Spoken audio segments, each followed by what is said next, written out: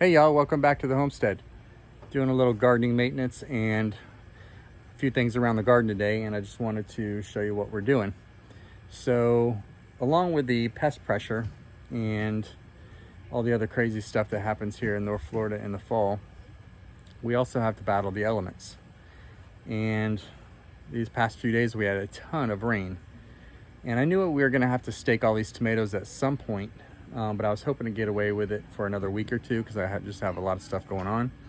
But overnight we had a bunch of rain again, and what it does, it makes that soil soft and all that rain sits on the plant and the plant falls over. Let me show you what I'm talking about. So this is what the plants do. They just they flop on over, they get top heavy with foliage, and they get a little leggy, and you see that one's about to fall over. And that one's fallen all the way over. There's nothing wrong with them. They're not broken. Let's see if we got any more. I thought we had one more that fell over. No, it's just a 3. So yeah, we'll just prop them back up and they'll be good to go. But what we're gonna do is we're gonna go ahead and do the Florida weave. Now, I've never done the Florida weave before. I've always either used just straight up tomato stakes, like a 1x2 bamboo. We've used bamboo in the past. Tomato cages, they're the worst, but we have used them.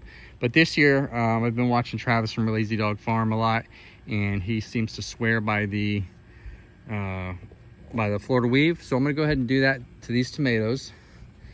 And I'm gonna do that off cam because I'm not gonna even pretend I'm doing a how-to, because I don't know what I'm doing. But I'm gonna go ahead and do that off cam, and then we'll show you what the Florida weave looks like after. You'll see these, all the squash plants that we had up on the table. I moved those, and what I did is I made a makeshift shade house because we don't have any shade good enough for the seedlings when we plant them in the trays. So I made this makeshift shade house, and we're gonna put all the seedlings, the fall seedlings, in there. Okay, so back to the Florida weave. I'm gonna go ahead and get this started. And what I did is I went and found a couple of some older T-posts that were in the back of the property, went and dug them up. And what we use for string here is this tomato twine. It's from Irrigation Mart. It doesn't have any stretch to it, and that's what you want to use apparently for the Florida weave, so you can get that string nice and tight on the posts, and that will help prevent all those tomatoes from sagging. But let me get this in the ground and I'll show you the end product. Okay, I could check that off the list. First time doing a Florida weave. It was time consuming because you have to be very careful not to damage any of the tomato plants weaving in and out of them. I'm gonna have to come up with some type of tool that I can weave in and out of. I think Travis, again from Lazy Dog Farm, had a good idea, if I remember seeing it, something on a shovel handle with an eye-ring on it, and the thread goes through the eye-ring, and then that way you don't have to bend down and weave in and out. After doing that the first time, that is a heck of a good idea. I only managed to break one tomato, one casualty in all those. That's unfortunate, but hey, it happens. But let me go ahead and show you what the Florida weave looks like. And if you don't know what the Florida weave is, I believe it was invented or used by commercial tomato farmers as a quick and easy way to prop up, loads and loads of tomato rows. I think that's where it came from. I'm not sure the history of it or anything else, but I think that's where it came from. Let me show you. All right, y'all. Project Florida weave successful. First time doing it, it went fairly well. It was kind of time consuming because I had to, obviously go in and out of all these tomato branches. But I think if I make that tool that Travis from Lazy Dog uses, I think that will make life a little bit easier. I definitely will use this again because you can see it, it holds the plants really well. I mean, there's a reason commercial farmers use this and other gardeners use this, as well as being economical. The whole box of twine, I think it was like 6,500 feet of twine, or it was around 24 bucks, I believe. So yeah, it's definitely cheaper than buying a bunch of bamboo and tomato cages that are virtually worthless.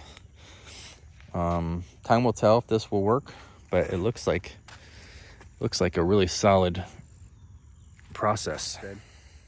I just peeled back the vinyl tarp that we had sitting for about 6 weeks on the cow pea. I think cow peas.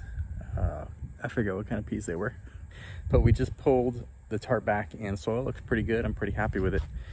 Our children are over there cleaning the chicken coop as I video, and as soon as they're completed with that job, we're going to take a wheelbarrow full of chicken manure, and we're going to spread it out behind us here on the in-ground plot and let that sit for about 2 weeks. And approximately 2, maybe 3 weeks, we should be at time to plant in ground with the cauliflower and, you know, all the brassicas and stuff like that. So yeah, let me show you a little bit closer look.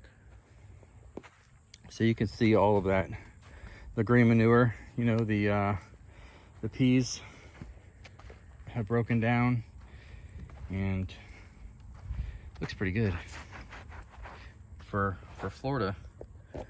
And that first layer of topsoil looks pretty good. I'm pretty happy with that. So let's go see what the children are up to with this chicken coop.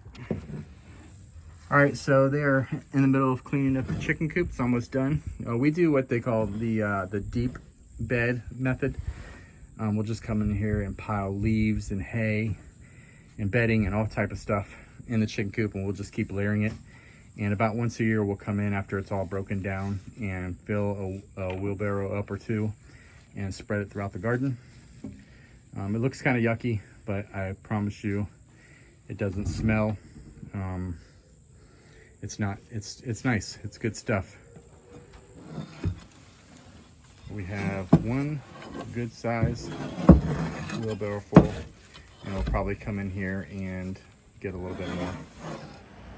All right, I think these breakfast radishes are ready to be pulled. I'm not sure how they did. It doesn't look like they did very good. But we're gonna go ahead and pull them anyway, and we plan on trying to pickle some. We've never pickled radishes before, so we're gonna give that a shot if we get enough to do something with. All right, let's go ahead and start pulling these little boogers out.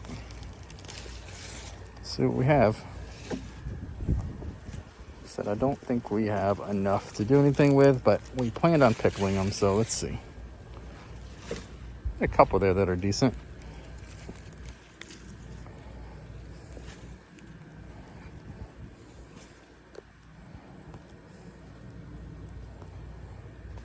Let's see what we got here.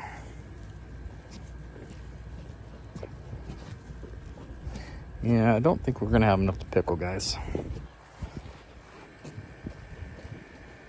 That's okay. We eat them on salads, keep them in the fridge for a couple days, and you should store good for a while, for a little bit anyway. Yep, that's it. Not great. Couple good ones. That's a good one. That's how they're all supposed to be. Long one there. All right. As always, we show successes and failures here, and this one is right in between. Couple good ones, most. I don't know what happened there. Not sure what happened there. You got good fertilizer, good soil. So yeah, not sure what happened, but it is what it is. This is what was pulled out of the pot after 34 days. This is the bounty we received of the breakfast radish. So no matter how big or small of the bounty we pull out of the garden, we're always blessed and always feel grateful from what we get. And this is no different. We're going to go inside and see what we can put these in and enjoy what we have. And until next time, we'll see you later, guys.